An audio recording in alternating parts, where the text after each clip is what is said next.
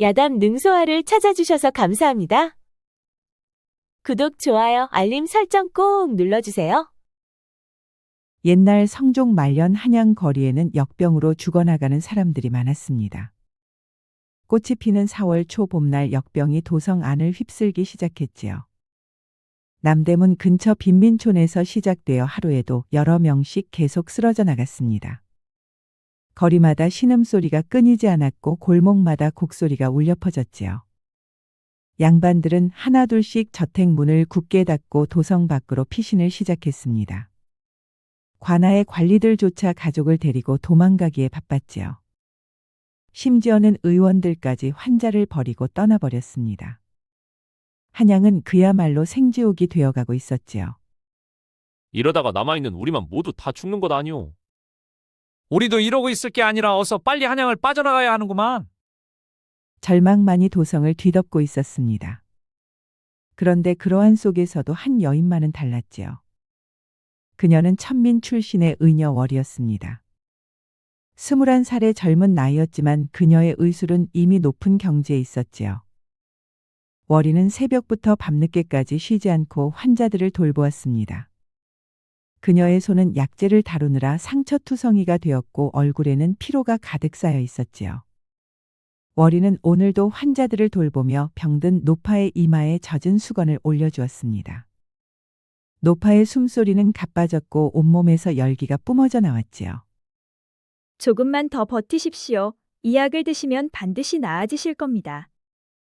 월이는 밤새 달인 약을 노파의 입속에 조심스럽게 넣어주었습니다. 그러자 노파는 떨리는 손으로 월이의 손을 움켜쥐었지요. 고맙네, 정말 고마워. 아가씨 같은 사람이 있어 이 늙은이가 살았구만. 천만에요. 이제 곧 괜찮아지실 겁니다. 아가씨는 천민이라면서 그런데 어찌 이리 마음씨가 고우신가? 신분이 무슨 상관이겠습니까? 사람을 살리는 것이 제 소명입니다. 노파는 눈물을 글썽이며 고개를 끄덕였습니다. 월이는 조용히 미소를 지으며 밖으로 나왔습니다. 그러자 어느새 해가 중천에 떠 있었지요. 오늘도 돌봐야 할 환자가 20명도 넘었습니다. 월이는 무거운 약상자를 메고 다음 집으로 향했지요. 그날 저녁 무렵이 되었을 때 월이의 약상자는 텅텅 비어 있었습니다. 오늘도 준비한 약재를 모두 환자들에게 사용했기 때문이었지요. 월이는 지친 몸을 이끌고 자신의 거처로 돌아가고 있었습니다. 어느새 해는 뉘엿뉘엿 서산으로 넘어가고 있었지요. 거리는 오가는 사람도 별로 없고 적막하기 이를 데 없었습니다. 역병을 피해 사람들이 모두 떠났거나 집 안에 숨어버렸기 때문이었지요. 그런데 그때였습니다. 좁은 골목길 한쪽에 쓰러져 있는 남자를 발견했지요. 월이는 걸음을 멈추었습니다. 그는 비단 도포를 입은 것으로 보아 양반 신부님이 분명했지요. 월이는 망설임 없이 조심스럽게 그에게 다가갔습니다. 온몸이 불에 타 죽을 것만 같소. 그의 얼굴은 창백했고 온몸은 불덩이가 되어 있었습니다. 그도 역병에 걸린 것이었지요. 월이는 팔을 걷어 붙이고 남자의 목에 손을 갖다 댔습니다. 그러자 그의 맥박이 점점 약해지고 있었지요. 당장 치료하지 않으면 오늘 밤을 넘기지 못하겠네. 그런데 그때 뒤에서 지나가던 사람들이 말했습니다. 저리 가시오. 역병 환자요. 가까이 가면 안 돼요. 월이는 뒤를 돌아보았습니다. 몇몇 백성들이 멀찌감치 서서 월이를 보고 손짓을 하고 있었습니다. 양반님 내라지만 이미 버림받은 몸 아니겠소. 그냥 내버려 두시오. 그러게 말이오. 양반네들은 우리를 버렸는데 왜 저들을 도우려 하는 것이오. 월이는 구경하는 사람들을 향해 말했습니다. 저를 좀 도와주십시오. 이분의 목숨이 위태롭습니다. 그러니 어서 제 처소로 옮겨 치료를 해야 합니다. 월이의 말에 사람들은 고개를 저었습니다. 미안하지만 역병은 정말 무서운 것이오. 우린 도와드릴 수 없소. 아가씨도 몸 조심하시오. 괜히 저 양반 건드리다 같이 죽을 수도 있어. 구경꾼들은 하나둘 자리를 떠났습니다. 월이는 하는 수 없이 혼자 힘으로 남자를 일으켰습니다. 남자는 생각보다 많이 무거웠지요. 조금만 힘 좀 내보시오. 사내는 점점 의식을 잃어갔고 월이는 작은 책으로 온 힘을 다해 남자를 등에 업었습니다. 그녀의 집은 남대문 박천민촌에 있었습니다. 남자를 집까지 옮기는 데만 벌써 1시간이 넘게 걸렸지요. 도중에 그녀는 몇 번이나 쓰러졌습니다. 하지만 그녀는 이를 악물고 끝까지 남자를 집까지 데려왔지요. 힘겹게 움막에 도착했을 때는 온몸이 땀으로 흠뻑 젖어 있었습니다. 월이는 자신이 자던 자리에 사내를 조심스럽게 눕히고 즉시 치료를 시작했습니다. 먼저 우물에서 길어온 찬물로 남자의 몸을 깨끗이 닦아주었지요. 불덩이 같은 몸의 열을 얼른 식혀야 했습니다. 그리고 물수건을 이마에 올려주었지요. 그리고 남은 약재를 꺼내와 해열제를 만들기 시작했습니다. 월이는 화로에 불을 지피고 정성스럽게 약을 다리기 시작했지요. 약이 다 다려질 때까지 2시간이나 걸렸습니다. 그녀는 약을 식힌 후 서둘러 남자의 입에 한 숟가락씩 떠넣어 주었습니다. 그런데 사내는 이미 의식이 없어 약을 제대로 삼키지 못했지요.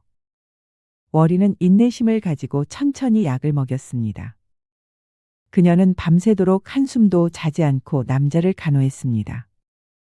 그런데도 남자의 열은 쉽게 내려가지가 않았지요. 오히려 밤이 깊어질수록 그의 열은 더 심해지고 있었습니다. 월이는 계속해서 물수건을 갈아주었지요. 새벽녘이 되자 사내가 헛소리를 하기 시작했습니다. 아버지, 저를 버리지 마십시오. 월이는 남자의 손을 꽉 잡았습니다. 힘내세요. 제가 곁에 있습니다. 어머니, 어머니. 사내는 눈물까지 흘려가며 어머니를 불렀습니다.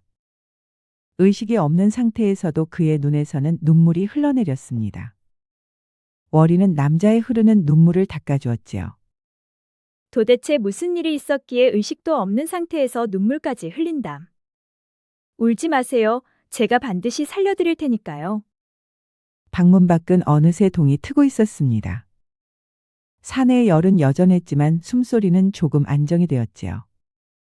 그제서야 월이는 안도의 한숨을 쉬었습니다. 적어도 어젯밤은 무사히 넘겼군. 다음 날 아침 월이는 조금 남은 식량을 꺼내 그것으로 죽을 쑤었습니다. 사내에게 먹이기 위해서였지요. 죽이 다 쑤어지자 월이는 조심스럽게 남자의 입안에 한 숟가락씩 넣어주었습니다. 남자는 여전히 의식이 없었지만 본능적으로 침을 삼키듯 죽을 삼켰지요. 잘하셨어요. 조금만 더 드세요. 한 그릇을 다 먹이는데 1시간이나 걸렸습니다. 그런데 월이는 식량이 부족하다 보니 자신은 먹지도 않았습니다. 우선 환자를 살리는 것이 더 중요했으니까요. 오후가 되자 월이는 다시 약을 다리기 시작했습니다. 그런데 조금 남아있던 약재를 모두 다 써버린 바람에 옆집에서 약재를 빌렸습니다. 고맙습니다. 꼭 갚겠습니다. 괜찮아요. 월이 아가씨는 우리 은인이잖아요. 우리 아이도 아가씨가 살려줬는데요. 월이는 고개 숙여 인사를 했습니다. 그리고 서둘러 돌아와 약을 다렸지요. 그렇게 어느새 사흘이 지나갔습니다. 월이는 거의 잠도 자지 못하고 무척 초췌해져 있었지요. 눈 아래는 퍼렇게 물들었고 몸은 비틀거렸습니다. 하지만 그녀는 남자를 포기하지 않았지요. 그 바람에 사내의 상태는 조금씩 나아지고 있었습니다. 열이 조금씩 내려가기 시작했고 숨소리는 안정되어 있었지요. 조금만 더 버티세요. 곧 나아지실 겁니다. 월이 역시 한계에 다다르고 있었습니다.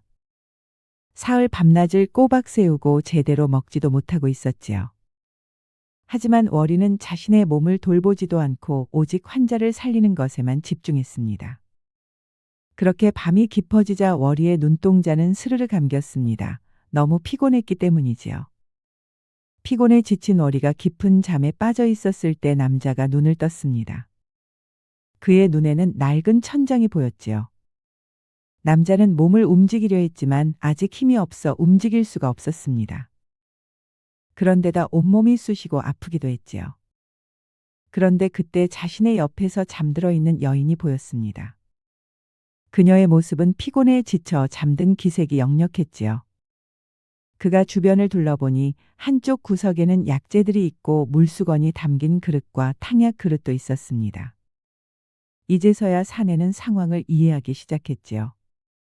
옆에서 잠들어 있는 여인이 길바닥에 쓰러져 있는 자신을 집까지 데려와 치료를 해준 것이었습니다. 이 여인이 날 살린 것이로군. 사내는 여인이 일어날 때까지 조용히 기다렸습니다. 그녀의 잠든 모습을 보니 무척 피곤해 보였지요. 그녀의 행색은 초라했으나 왠지 아름답다는 생각이 들었습니다. 그는 자고 있는 그녀를 보며 속으로 생각했지요.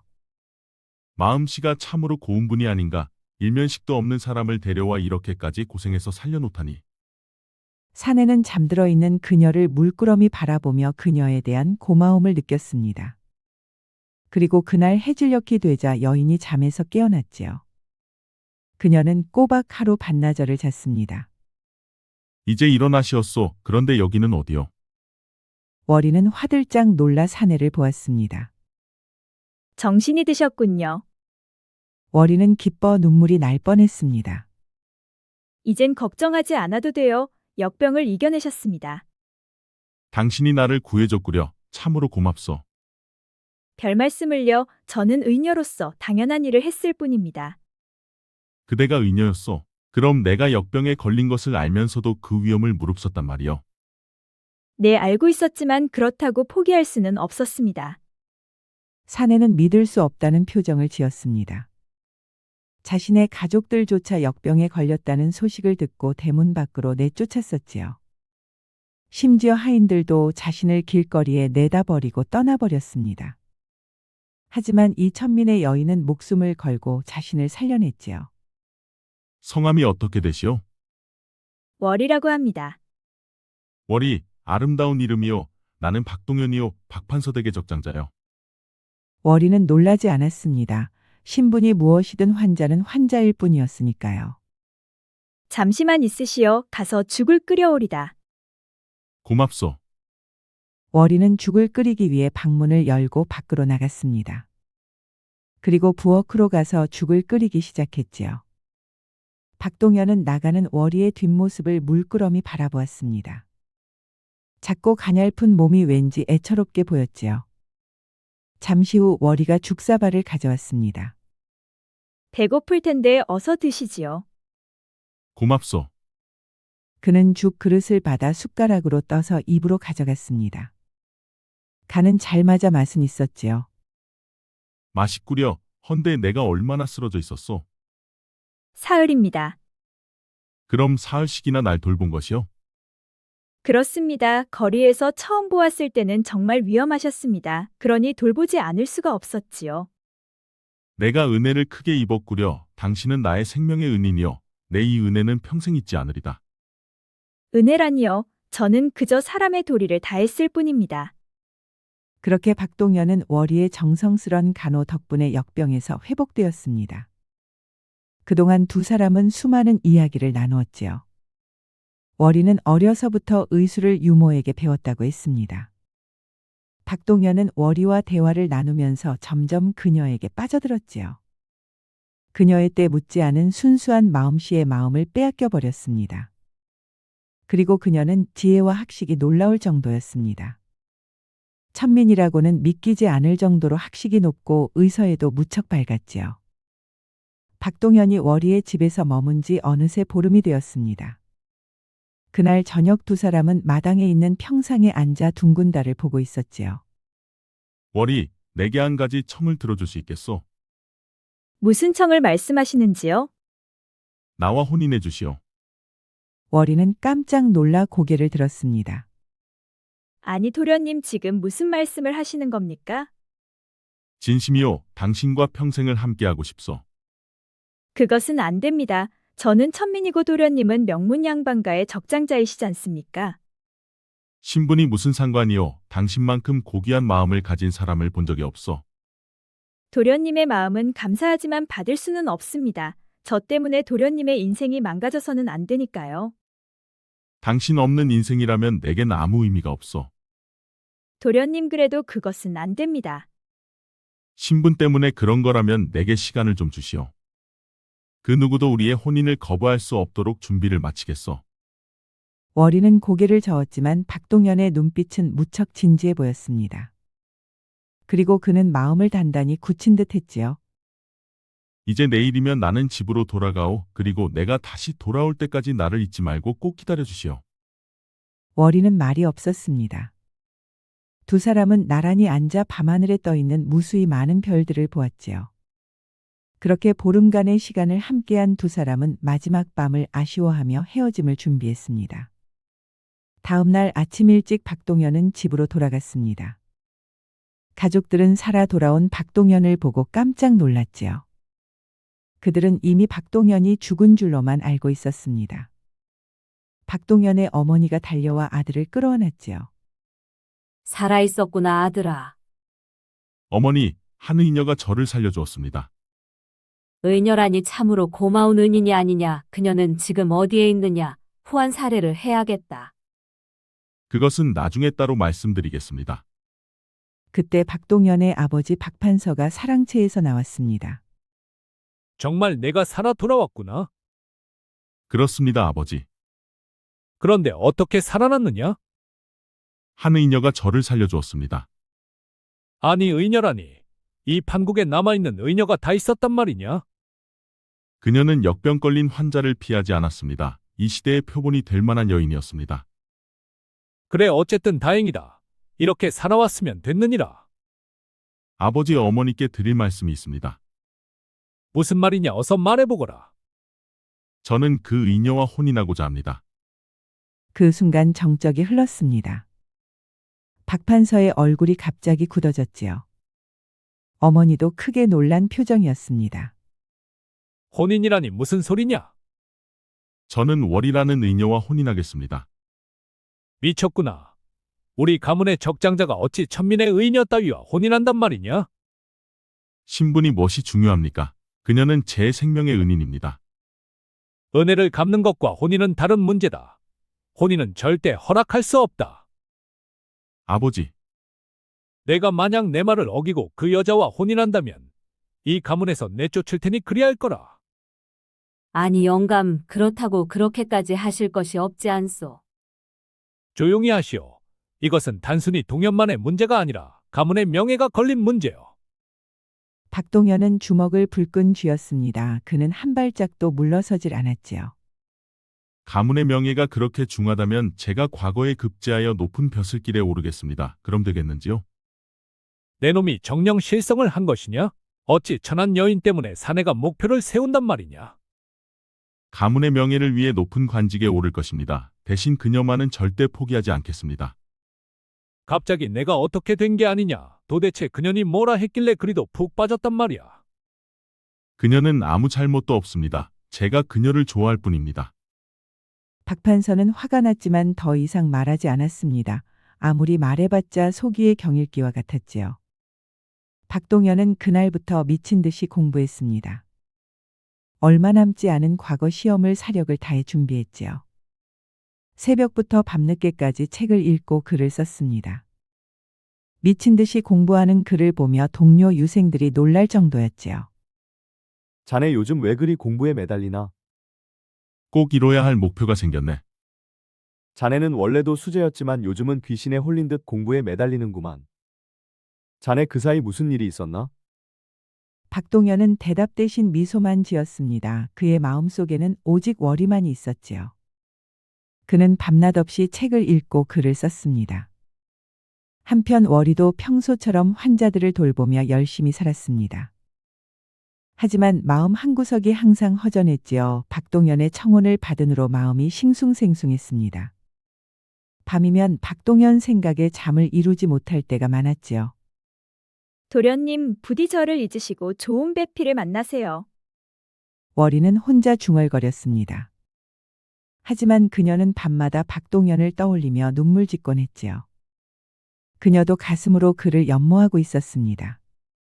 그로부터 몇 달 후 드디어 과거 시험 날이 되었습니다. 한양의 수많은 유생들이 시험장에 모여들었지요. 박동연도 그들 속에 있었습니다. 그의 눈빛은 꼭 급제하겠다는 일념에 꽉 차 있었지요. 자, 이제부터 시험을 시작하겠다. 박동현은 붓을 들고 그동안 쌓아온 실력을 모두 쏟아부었습니다. 시제가 발표되고 글은 물 흐르듯 흘러나왔지요. 그는 해박한 지식과 시국에 대한 통찰력으로 시제를 풀어나갔습니다. 그리고 박동현은 마지막 획을 긋고 붓을 내려놓았습니다. 그리고 하늘을 올려다보았지요. 월이 꼭 당신과 혼인하고 말겠소. 잠시만 기다려 주시오. 그는 과거에 급제하여 높은 관직에 올라 월이와 혼인하는 상상을 했습니다. 그렇게 시험이 끝나고 보름이 지나자 급제자 명단이 방방곡곡에 방이 붙었지요. 그런데 장원급제자는 박동현이었습니다. 이번에는 박판서댁 도련님이 장원급제를 하셨구만. 아직도 한창 젊은 나이인데 참으로 대단하이. 아, 그 무서운 역병을 이겨내고 장원급제까지 했으니 인간 승리가 아닌가. 그런데 그 역병을 치료하니가 젊은 처녀라 하던데. 한편 빈민촌에서 환자들을 치료하다가 박동현의 장원급제 소식을 들은 월이는 가슴이 두근거렸습니다. 도련님 축하드립니다. 결국 해내셨군요. 월이는 혼자 중얼거리며 알 수 없는 눈물을 흘렸습니다. 그리고 그녀는 더욱더 힘을 내 환자들을 치료했지요. 다음 날 장원급제자 박동현은 임금을 아련하고 있었습니다. 박동현, 이번 과거에서 장원급제한 자네를 축하하노라. 이제 자네는 무엇을 해보고 싶느냐? 저는 한 소녀를 도와 역병에 시달리는 백성들을 구하고 싶사옵니다. 아니, 소녀를 도와 백성들의 역병을 치료하다니 자세히 말해보라. 박동현은 길에 쓰러진 순간부터 그녀의 치료를 받고 역병이 나은 과정을 소상히 말해 주었습니다. 정말 그녀가 역병을 치료할 수 있단 말이냐? 그렇습니다, 전하. 그럼 무엇을 어떻게 해주면 되겠느냐? 역병청을 만들어 제게 맡겨주시면 제가 그녀와 함께 백성들의 역병을 치료하겠나이다. 그러다 내가 또다시 역병에 걸리면 내 목숨도 위태롭지 않겠느냐? 전하, 이미 그녀의 목숨은 자신의 것이 아니옵니다. 그녀는 목숨을 내놓고 역병 환자들을 돌보고 있사옵니다. 그러니 저도 이 한 목숨 내놓고 그녀와 함께 하겠나이다. 임금은 박동현의 말에 크게 감복하는 표정이었습니다. 나라와 백성을 생각하는 박동현의 생각은 참으로 감복스런 일이 아니냐? 그리고 의원들마저 모두 도망친 마당에 의녀 하나가 남아서 역병을 치료한다니 이는 본받아 마땅하다. 그래, 그럼 내가 진정 원하는 게 무엇이냐? 제 일은 그녀를 도와 백성들의 역병을 치료하는 것입니다. 그리고 한 가지 청이 있사옵니다.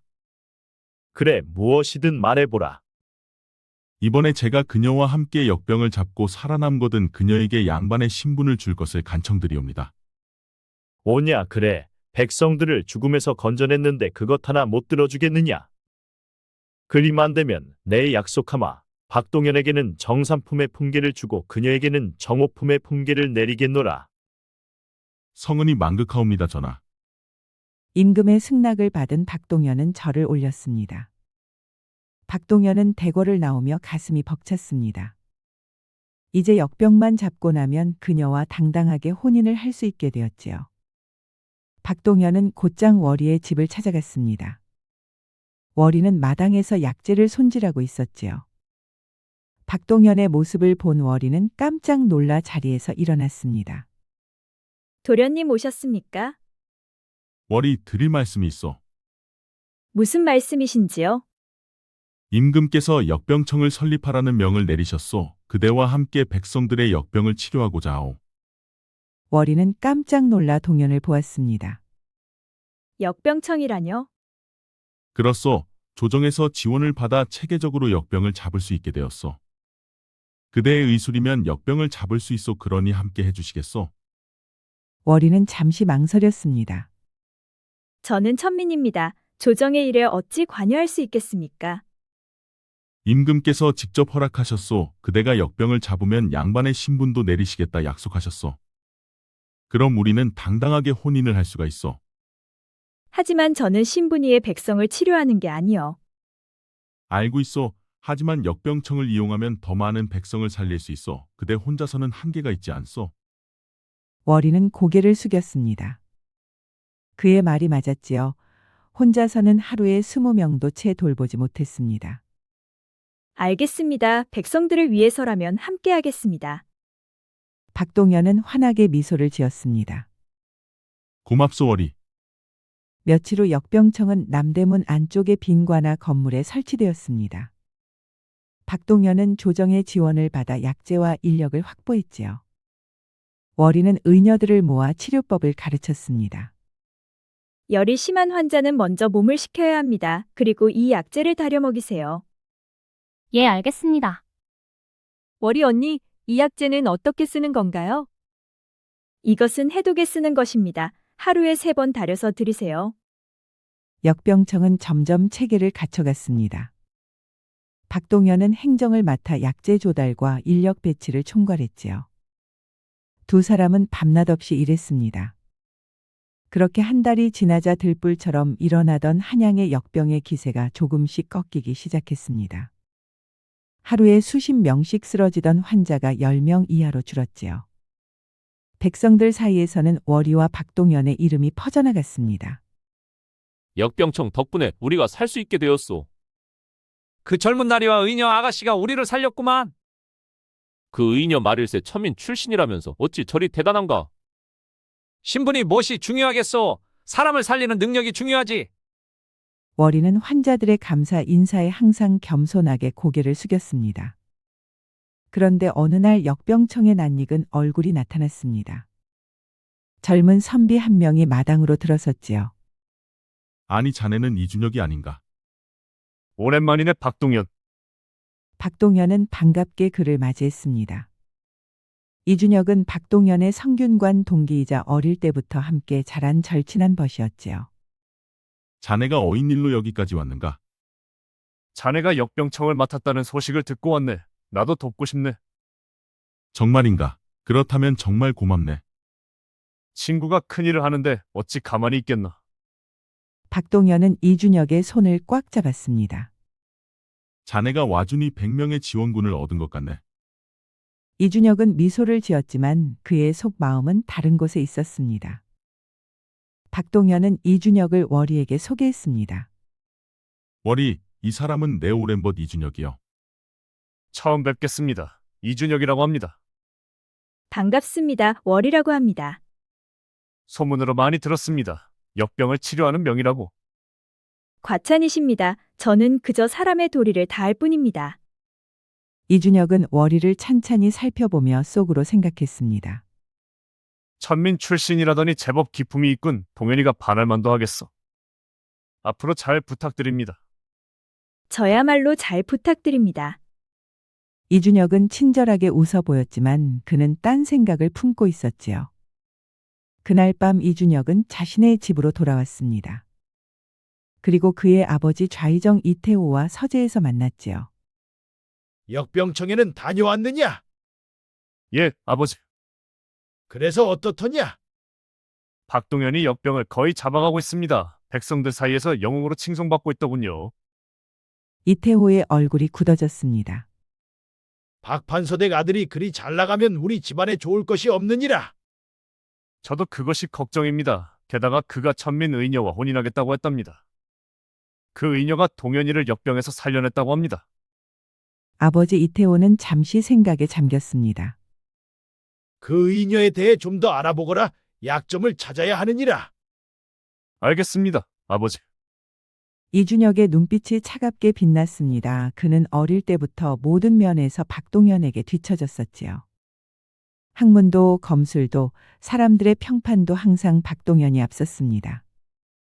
그런데 이번에도 장원급제는 박동현에 차지했지요. 어떻게든 박동현의 뜻대로 되게 해서는 안 돼. 다음 날부터 이준혁은 역병청에서 열심히 일하는 척하며 월이의 과거를 조사하기 시작했습니다. 월이를 키운 유모의 행적을 추적했지요. 천민 출신이라지만 학식과 의술이 보통이 아니야. 뭔가 숨겨진 것이 있을 거야. 그는 수소문 끝에 월이의 유모가 살고 있는 곳을 알아냈습니다. 그리고 며칠 후 이준혁은 유모를 찾아갔지요. 유모는 늙고 병든 몸으로 작은 초가집에 살고 있었습니다. 할멈 몇 가지 여쭤볼 것이 있어. 누구시오? 나는 조정의 관리여.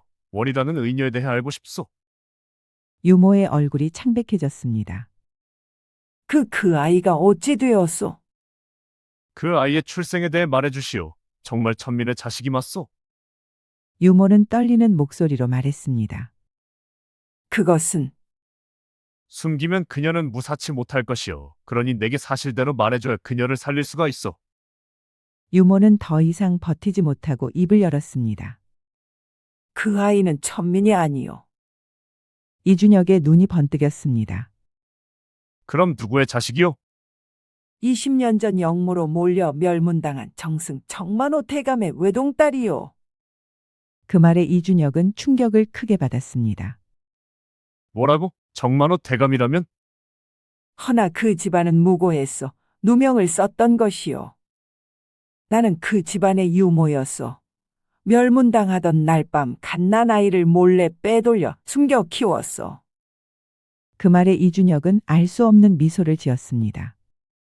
월이를 역적의 후손으로 고발하면 그녀를 제거할 수가 있었지요. 헌데 한 가지 걱정은 당시 영모 사건을 조작한 장본인이 바로 자신의 아버지였습니다. 어쨌든 이 사실을 잘만 이용하면 동현이를 무너뜨릴 수가 있다. 그날 밤 이준혁은 아버지를 찾아가 그녀에 대해서 알아낸 사실을 말했습니다. 정말 그 의녀가 정만호의 딸이란 말이냐?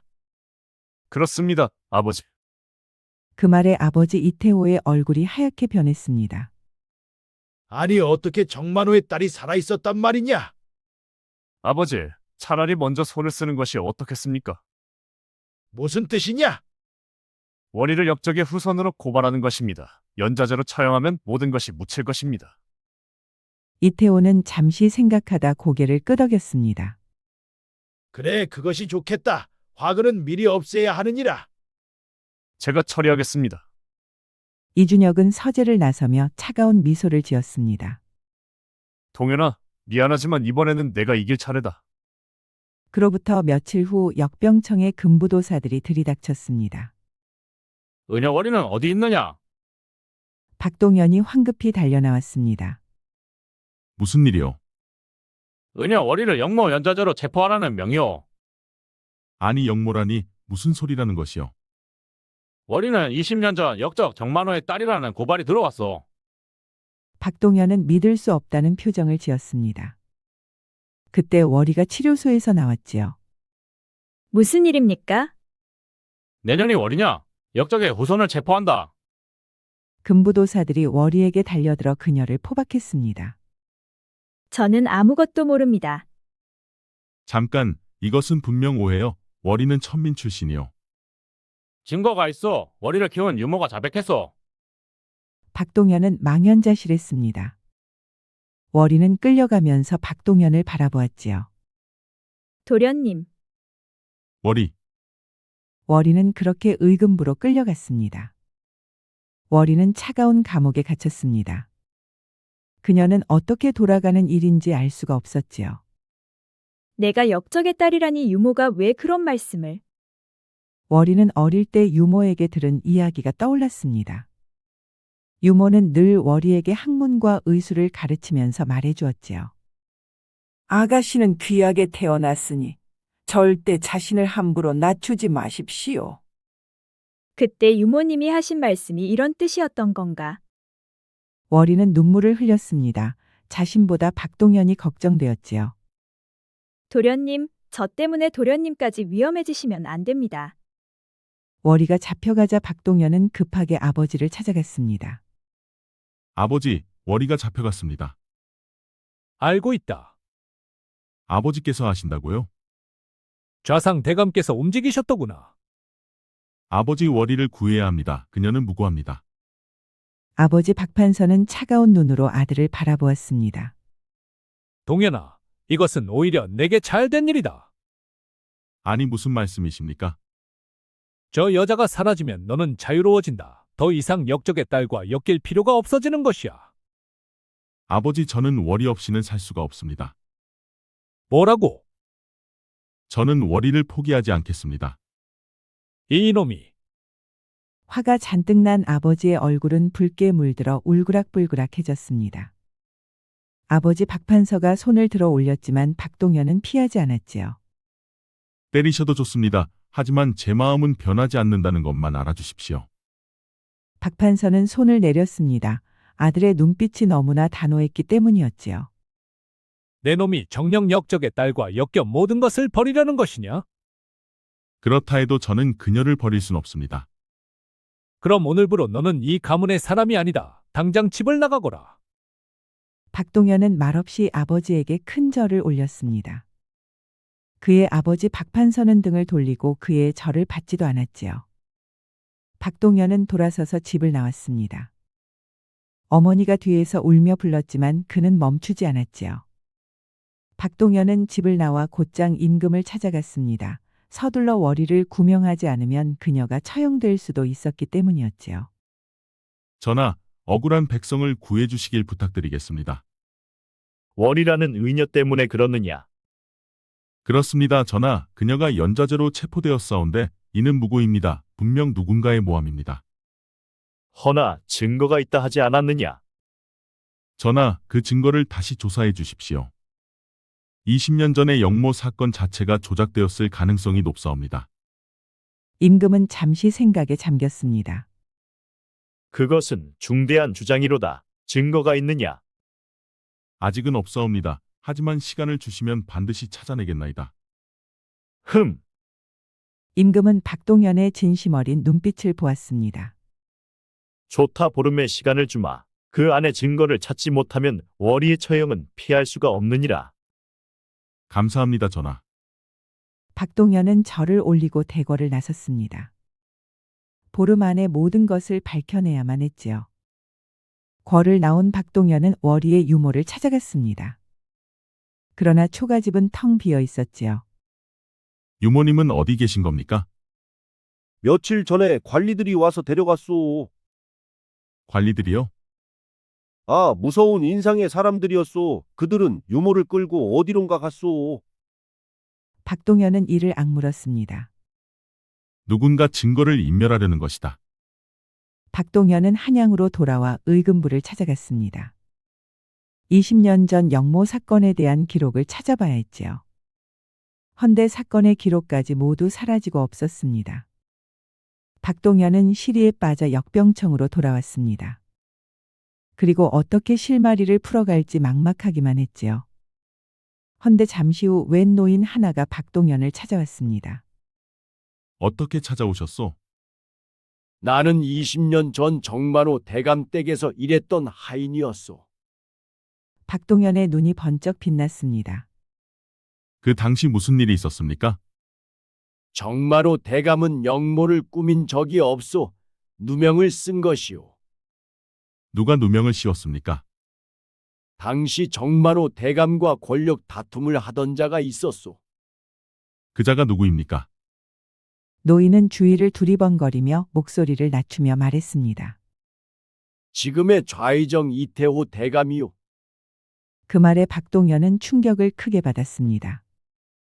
좌의정 대감이라면 이준혁의 아버지가 아닌가? 그렇소.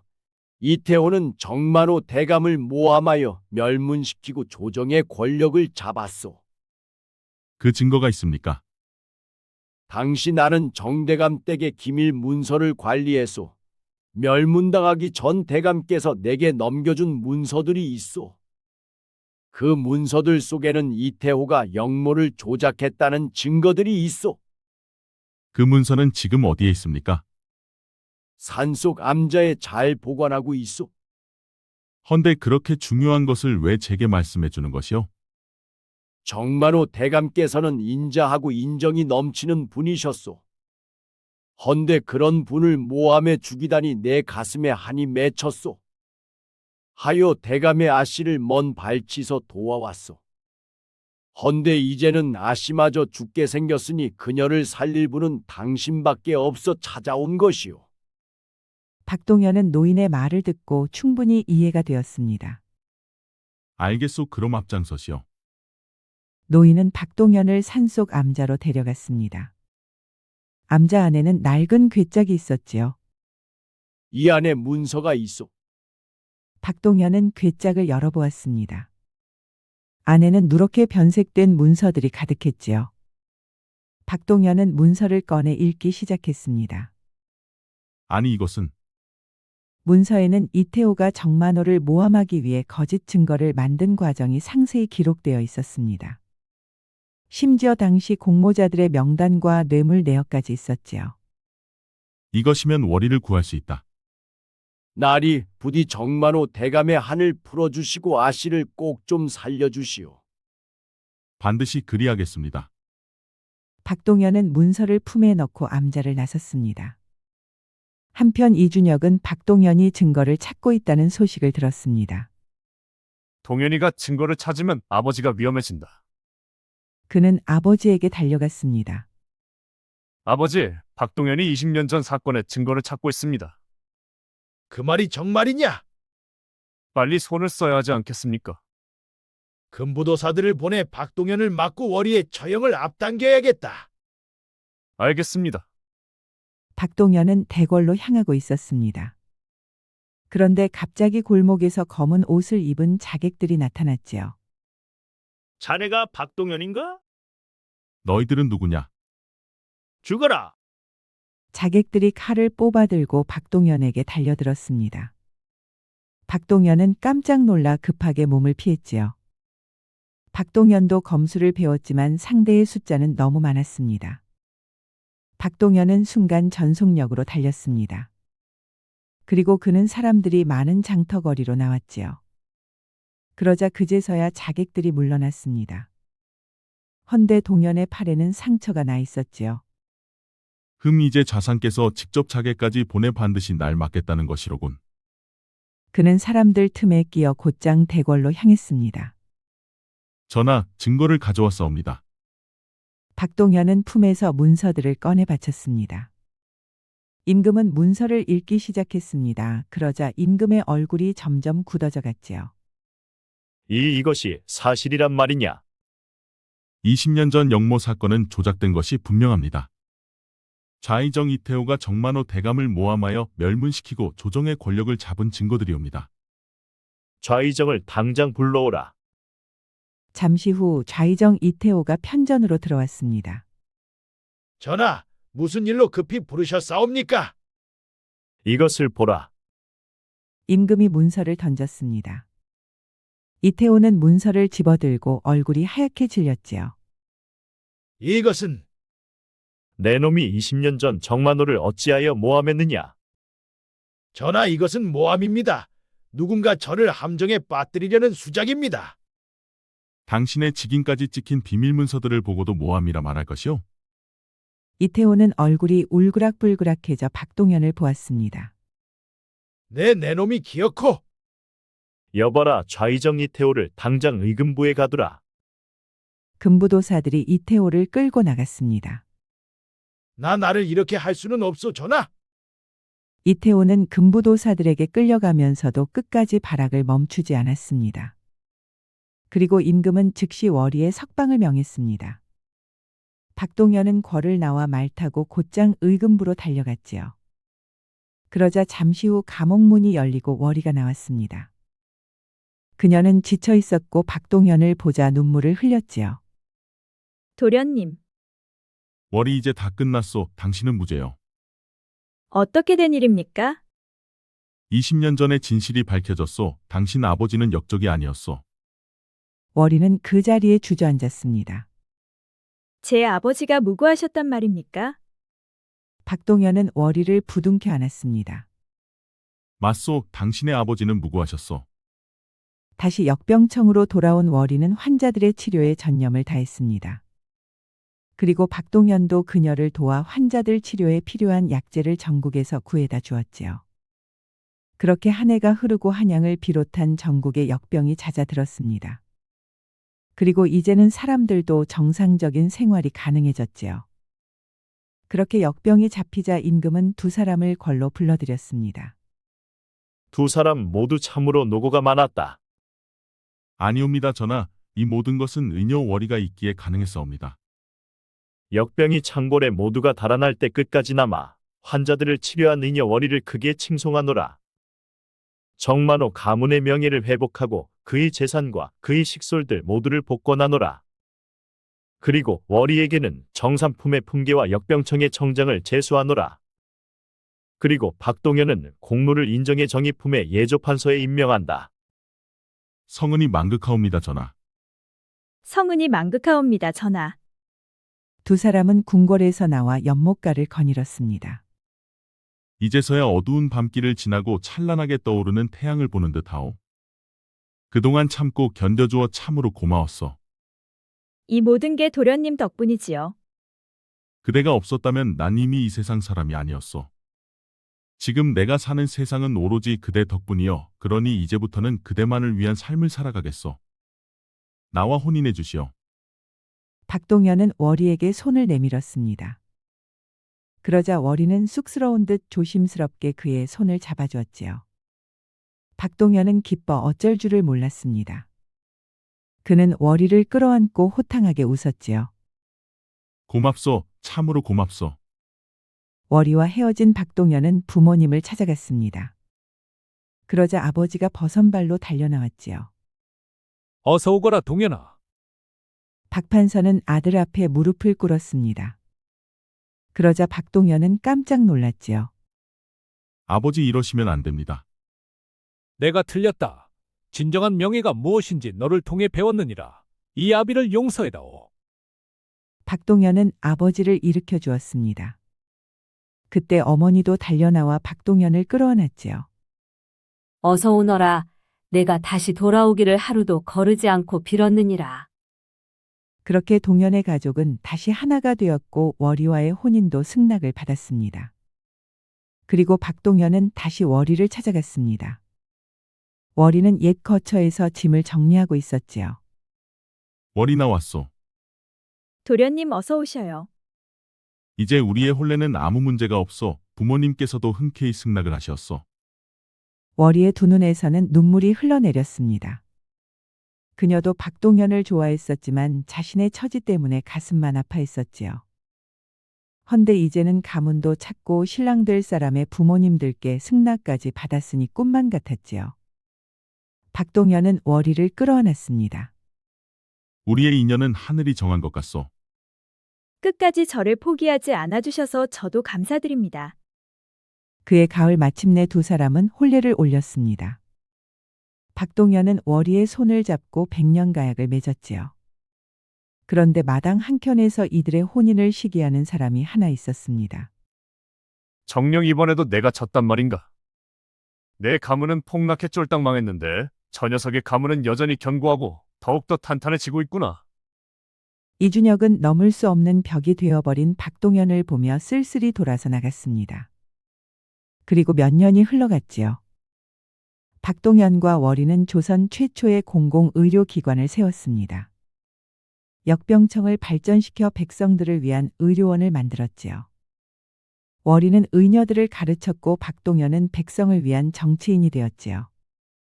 두 사람 사이에는 어여쁜 딸아이도 태어났습니다. 딸아이는 엄마를 닮아 총명하고 마음씨가 무척 고왔지요. 어머니, 저도 어머니처럼 사람을 살리는 의원이 되어도 돼요? 그럼 내가 원한다면 그리하거라. 어머니처럼 많은 사람을 도와주고 싶어요. 우리 딸 참으로 기특하구나. 하하. 월이는 아이의 머리를 쓰다듬으며 말했습니다. 사람의 가치는 신분이 아니라 마음가짐에서 나온단다. 항상 그것을 기억하렴. 네, 어머니. 박동현과 월이는 서로를 바라보며 미소 지었습니다. 서쪽으로 저무는 해는 세 사람의 그림자를 길게 드리웠지요. 험난했던 시간을 지나 마침내 그들은 행복을 찾았습니다. 그들의 사랑은 역병의 죽음을 딛고 피어난 고귀한 사랑이었습니다. 그렇게 그들은 유모를 어머님처럼 모시고 평생을 사랑하며 행복하게 잘 살았답니다. 모두가 도망칠 때 홀로 남아 환자를 돌본 월이의 헌신은 결국 역병을 물리치고 임금이 후원하는 조선 최초의 공공의료기관을 탄생시켰습니다. 세상을 바꾸는 것은 거창한 계획이 아니라 눈앞의 사람을 살리겠다는 한 사람의 진심에서부터 시작되었지요. 그리고 그녀는 결국 진실된 사랑도 얻고 눈에 넣어도 아프지 않을 소중한 이세도 얻었습니다. 그러니 진실된 마음은 결코 헛되지 않는다는 것을 보여준 이야기가 아닐까요? 때로는 세상이 외면하고 아무도 알아주지 않는 것처럼 느껴질지라도 진심으로 옳은 일을 행하면 그 마음은 반드시 빛을 발하게 될 것입니다. 그러니 지금 하는 일이 진실된다면 아무리 힘들더라도 절대 포기해서는 안 되는 것입니다. 반드시 봄날이 찾아올 테니까요. 구독과 좋아요, 알림 설정 꼭 부탁드립니다. 우리 이야기가 재미있으셨나요? 다음 이야기도 재미있는 이야기가 많으니 다음 영상도 재미있게 봐주세요.